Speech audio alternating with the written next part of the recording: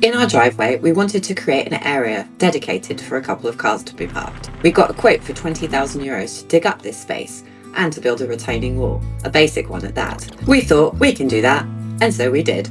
Once the wall was all done, the area was still wide open. And to fence it all in, we had been quoted another €10,000. We'll be going through all the costs later in the video to see what we really saved by doing all this ourselves. But for now, back to the fence. We had opted for some pre-made aluminium fences and gates. There were three main reasons we had taken this option. The first was that we could install them ourselves. The second, we knew they wouldn't rust, and was because they would be easy to swap out if that was required. The materials cost €2,700 and picking them up ourselves saved a little bit on delivery.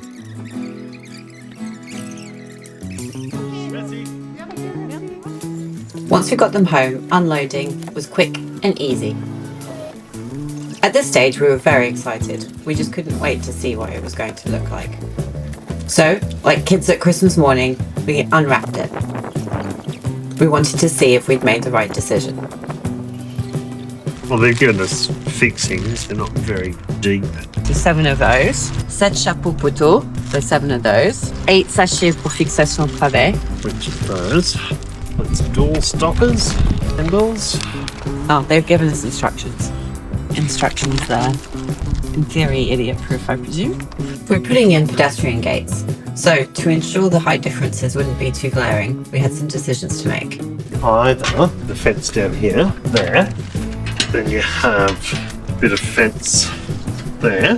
Hey, you're right. I think that works quite well. The debates were ongoing as Vinyard checked out the new fence. The next day was the first day of installation, and now it gets a bit technical. Guy, don't stand on it. Come here, come here, come here. Next, we dug holes to put in the posts. It was a bit like archaeology. That is dirt, then there's this black stuff, then there's like a foot of stones, and then clay. We do live in a medieval town. This could have been something special. I think Andrew's still hoping to find some buried treasure. But back to the technical bit.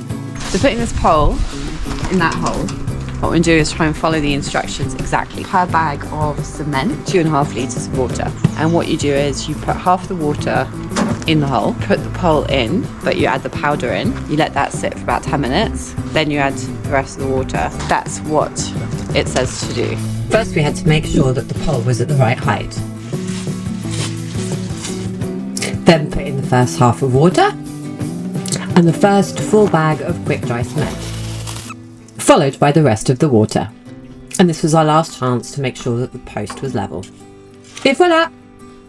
Last post was going against this wall, and as such we were going to make sure it was secure by screwing it in. We needed 4 holes to put in the extra long screws.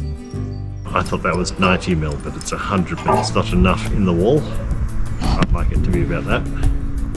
So we need like 200mm. So we'd have to go and buy some more screws. But for now, we finished off putting the rest of the posts in. Quick dry cement really made it quite quick and easy. That's its name, I guess. After a quick stop at the hardware, we hit the last screws and we were ready to put the post into the wall. When we built the wall, we had extended the foundation a bit further. As such, this pole wasn't going to fit, so we had to cut it. This was our first time using quick dry cement, and for this type of job, it really is perfect. Highly recommend. Because our property slopes downhill, this level of concrete had to be higher for the hinge, so we put together a rudimentary casing and some more quick dry cement. We had done a lot in the last couple of days, and with the light fading, we packed up. In the fading light of the night before, we'd managed to put in not 1 but 2 posts that would hold the fence. 1 and 2. I've been calling it an IKEA fence. Why? Well, because it comes in pieces. Work it out as you go. Let's get to work. Our objective was to put in all the posts that would be holding the fence in. We had built the wall out of reclaimed stone from around the property, which made screwing in the posts and keeping them level really quite difficult. This corner in particular caused us a lot of angst. When we had built the wall, we had packed a lot of mortar in there, and now the mortar was causing us problems to put the screws in. One of the wall plugs completely caving in.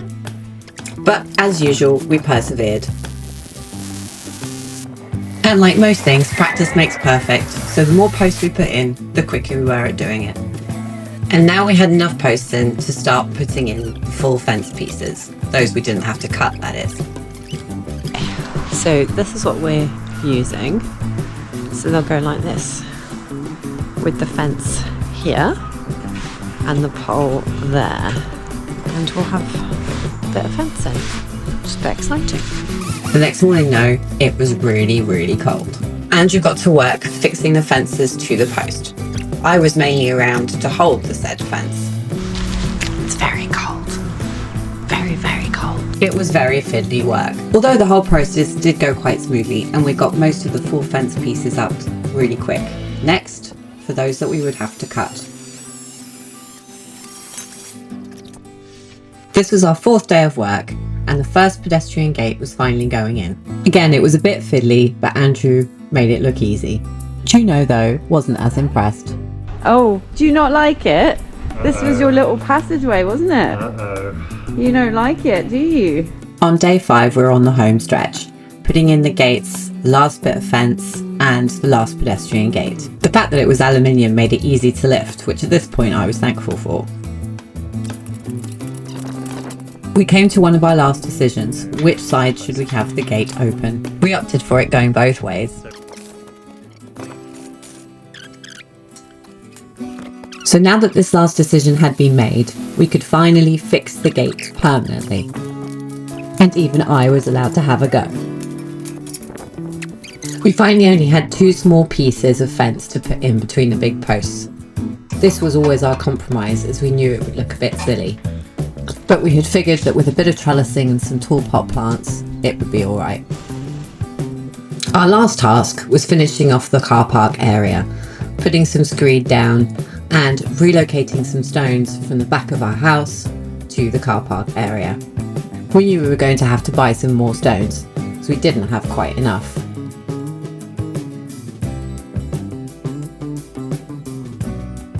The finishing line was finally in sight. Had it really been worth it doing it ourselves? We think so.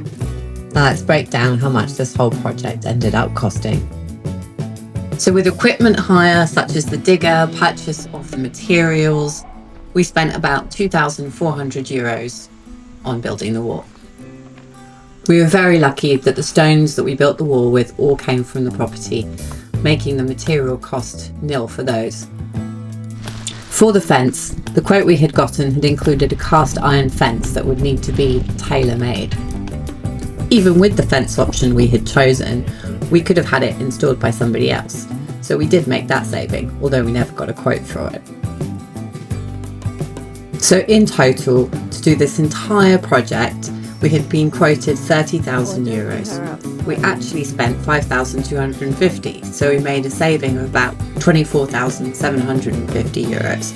The expensive part though was probably the time cost. It took us about 10 weeks. So, was it worth it? We think so, as although it took 10 weeks, those weren't continuous and enabled us to adapt and change our minds. So in the end... So are we happy?